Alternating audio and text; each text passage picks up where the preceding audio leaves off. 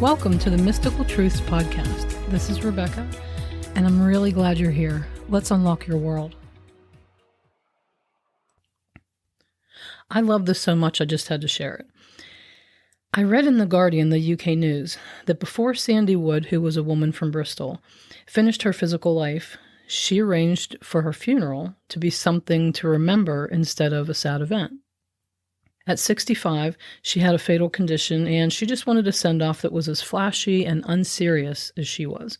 So she bought a pink casket with the phrase, "Going out in style," proudly displayed across the front of it. At the funeral, she had her sparkly heels and handbags right there by the casket. And she also had arranged for dancers to flash mob the funeral, which turned out to be no small task because many groups just weren't comfortable with it. But Sandie knew she could have whatever she wanted, so her and a friend found this cabaret dance group called Flaming Feathers. And I guess the group at first said that they thought the idea was daunting, but also exciting because it was so out of their norm. So picture this, the day of the funeral, everyone is seated in the crematorium, including the dancers who were scattered about. Each had a jacket on or a coat so that, their dance outfits didn't show. So here they are, pink casket up front, sparkly handbags and shoes up there. Then about halfway through the service, right in the midst of some crying family and friends, the dancers stand up. As loud music starts to play, Queen's Another One Bites the Dust. They remove their jackets and begin the flash mob. I guess at first people were pretty confused and clueless, but they quickly began to figure it out, and they started clapping along. This was so Sandie. So I guess the group put on quite a show, just like Sandie wanted, including doing a conga as they exited the building. How fun is that? In my mind, it would have been her way of saying, don't go there. Like, don't go to that sad, dark place. I'm still alive. Let's have some fun. I think it's a great idea. So afterwards, I guess the dancers said that they thought it was scary because they really didn't know how people were going to receive it. But they said it ended up being a lot of fun, especially when people began clapping along and really getting into it. The crowd seemed to enjoy it because everybody knew it just fit Sandie's personality. And it felt better than what was occurring before that. Oh, and by the way, when her coffin came in, it was intentionally late because in life she was often very late. So she wanted to be late for her own funeral. I just love this. So overall, it was very positive and it didn't seem to offend anyone. The group was kind of concerned about that. And I guess one of them said that they really felt like they had changed some things. They said it seems that more people are encouraging others to be more colorful at funerals rather than being so Victorian and Gothic. And I'll add in there torturous and serious and depressing and, so on. I think it's just time to get a grip on this whole death thing. Sandie Wood died in September of 2022, and she was flash mobbed on November 4th of 2022. That's just fun. I'm sure the soul who had been Sandie for a bit here was thrilled. Her friend Sam, who handled all the arrangements, described Sandie as a loud, rebellious, and much-loved person by friends and community. Sam said she was a very big character. And funny enough, she was actually very short. She was a big personality in a small package. So I wanted to share that because, like Sandie, I would just love to help people not take death so seriously. It just doesn't have to be that bad once you understand what's really going on there. Because change just has to be. There's just no other way for eternity to be eternal. Change has to be. It's sort of like, do you really want to be in your 20s for your whole life here? You really don't. My soul doesn't want to be Rebecca forever. For a while, for now, but not forever. So I think it's a really good idea to accept and to celebrate changes. If you want to be happy, you just got to get used to it. So let's look at how creative and fun people are becoming with the whole death thing. Because, smart people are ditching the doom and gloom. Happy funerals, celebrations of life are on the rise. We're celebrating the person's life, like in a more upbeat, specific to them kind of tone. We're doing things like fun music, like Sandie did. Brighter and non-traditional clothing, fewer tissues, or just tissues for laughing. We're decorating coffins, sharing jokes, booking live performances with musicians and dancers and clowns and even magicians. We're making pre-recorded upbeat videos, arranging for icebreaker questions for guests to make it more fun, right? Like a question like, did you know that Alan named every vehicle he ever owned? Do you know the name of his most recent one? Or fun fact cards like, Mary worked on a cruise ship for 2 years in her early 20s. Just some stuff to get people talking in a fun way and to give people something to do at a funeral or a wake or a celebration of life other than be sad. If you're really into books, have your favorite books given away at the funeral.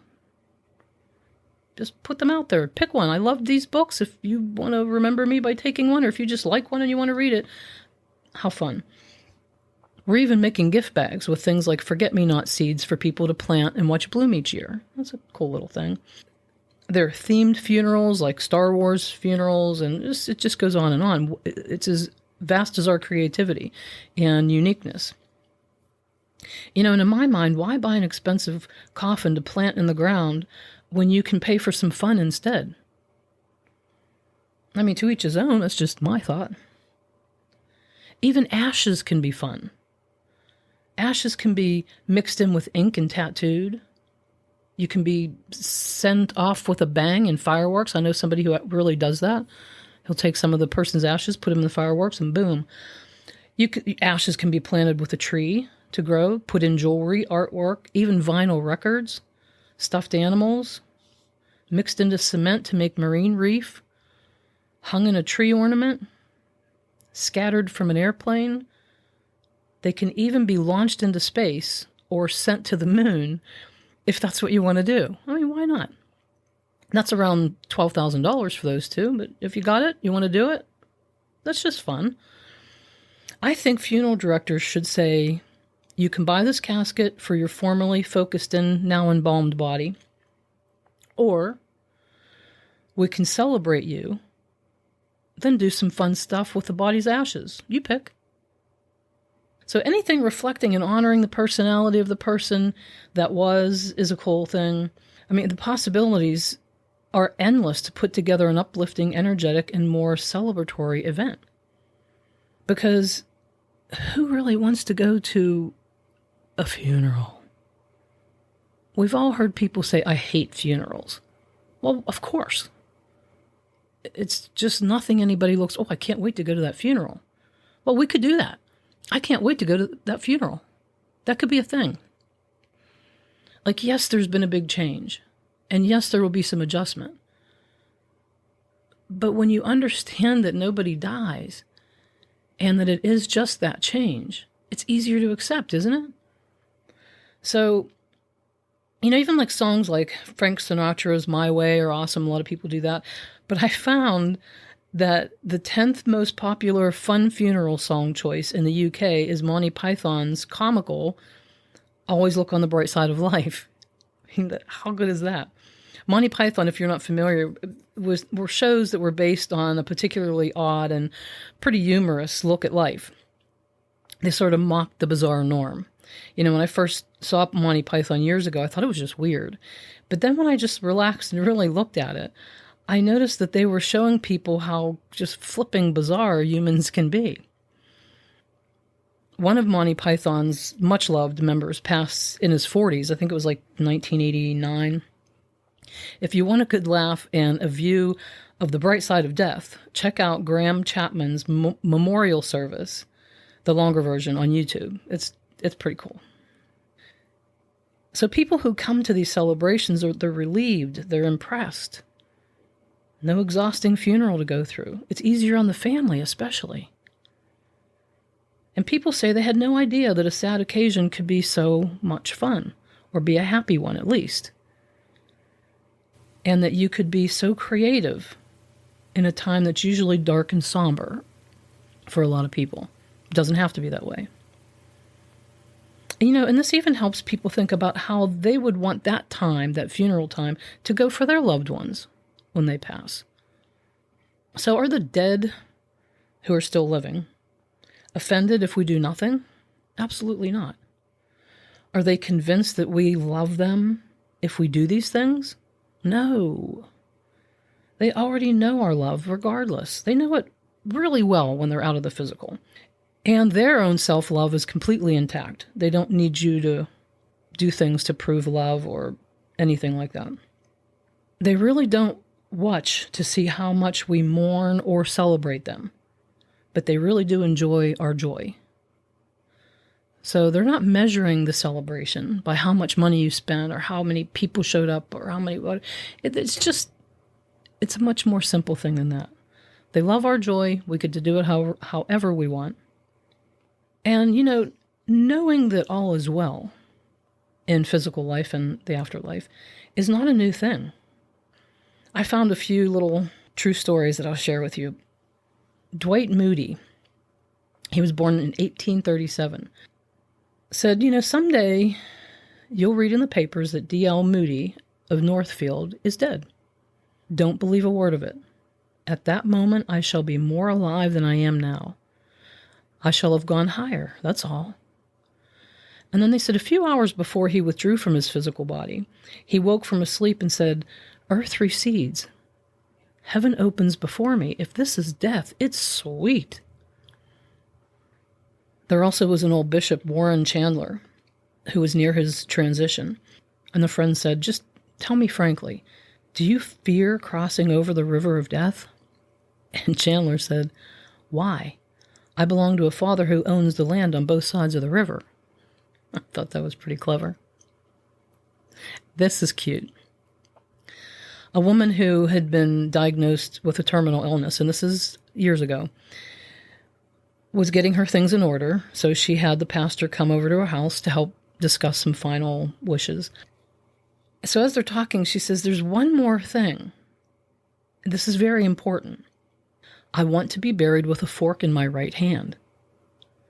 And the pastor just really didn't know where to go with that. And she said, "Well, that surprises you, doesn't it?" And he said, "Well, to be honest, I'm quite puzzled." So she says, "In all the years of attending church socials and potluck dinners, when the dishes of the main course were being cleared, someone would inevitably lean over and say, 'Keep your fork.' This was my favorite part because I knew that something better was coming, like velvety chocolate cake or apple pie, something wonderful and with substance. So I just want people to see me there in the casket with a fork in my right hand. And I want them to wonder, what's with the fork? Then I want you to tell them, 'Keep your fork. The best is yet to come.'" Leighton Ford for many years worked as an associate to Billy Graham. When his son Sandie died, he really struggled with that loss. Which I want to say, there's no true loss, but when you believe that we die, what other word could you use? So even though he thought that he couldn't literally communicate with his son, he kept a journal of imaginary conversations between them. And in one of those imaginary conversations, he wrote, "Sandie, I sure do miss you. I think about you more now than I did when you were here on Earth." I know you do, Dad. I hear those thoughts. I guess I'm just afraid that as time goes on here, I'll lose the sense of nearness we once had. "But why?" Sandie replied. "It's just like one big long day here. And besides that, you're not moving away from me. You're moving toward me. And the wall between us is so thin, you'd laugh if you could see it." "Thanks, son. It's getting late. I'd better get to bed. It's dark. Enjoy the stars." "It's day here, Dad. Enjoy the light." So Leighton, without maybe realizing it, maybe that helped him realize it, in his genius idea to write imaginary conversations between him and the soul that he knew to be his son here had opened up himself to receive the inspired thoughts from his son, or the soul who was his son. And that's how it works. They're sending, and you interpret it and receive it in a way that fits for you or fits your belief system. And one last story. This is actually a story. This isn't a true story. It's a made-up story. It's an old fable that was, as far as I can tell, as far as I could find out, was titled Death in 1971. It's called The Water Bug Story, which is really great for helping children understand this whole death thing. So it goes like this. Down below the surface of a quiet pond lived a little colony of water bugs. They were a happy colony, lived far away from the sun. For many months they were very busy scurrying over the soft mud on the bottom of the pond. They did notice, though, that every once in a while one of their colony seemed to lose interest in going about with its friends and would cling to the stem of a lily pond and gradually move up, and out of sight to be seen no more. Look, said one of the water bugs to another, one of our colony is climbing up the lily stalk. Where do you think she's going? Up slowly she went. As they watched, the water bug disappeared from sight. Its friends waited and waited, but it didn't come back. That's funny, said one water bug to another. Wasn't she happy here? Asked the second. Where do you suppose she went? Wondered the third. Well, none of them had an answer. They were very puzzled. Finally, one of the water bugs gathered its friends together. I have an idea. The next time one of us climbs up the lily stalk, we must promise to come back and tell the others where we went and why. They all promised. And then one spring day, the very water bug who suggested the plan found himself climbing up the lily stalk. Up and up he went. Before he knew what was happening, he had broken through the surface of the water and fallen into the broad and free lily pad above. When he woke up, he looked around, surprised. He couldn't believe what he saw. A startling change had come over his old body. His movements revealed 4 silver wings and a long tail. Even as he struggled, he felt an impulse to move his wings. The warm sun had dried the moisture from his new body. He moved his wings again and suddenly found himself fully above water. He had become a dragonfly.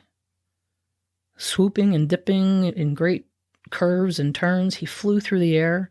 He felt exhilarated in this new atmosphere. But soon he landed happily on the lily pad to rest. And he looked below to the bottom of the pond. He was right above his old friends, the water bugs. They were scurrying around just as he had been before. And then he remembered the promise. Without thinking, he darted down, hit the surface of the water, and bounced away. Now that he was a dragonfly, he could no longer go down into the water. I can't return, he thought. Well, at least I tried. But I can't keep my promise. Even if I could go back, the water bugs wouldn't recognize me now. I guess I'll just have to wait until they become dragonflies too. Then they'll understand what has happened to me and where I went. And the dragonfly flew away, off happily, into its wonderful life. So I think that's cool for adults too. But as adults, we know that it's kind of like that. Except we don't get a new body. We just no longer need the one we were using before. And although we can't come back physically the same, we don't really need to come back because we never left. We're still very interested in what's going on here, where we are now physically. So why would we not celebrate that change? I'm all in for taking a moment to recognize that change when someone here is done. And then wondering, what's it like for them now? How fun must it be for them now? What would be a fun way to celebrate the life they lived here and the soul that they are? because everything is temporary, right? So have fun with that. Why not be like Sandie? So until next time, you just got to know, I don't like funerals because I'm just not a mourning person. You can find me at mysticaltruths.com.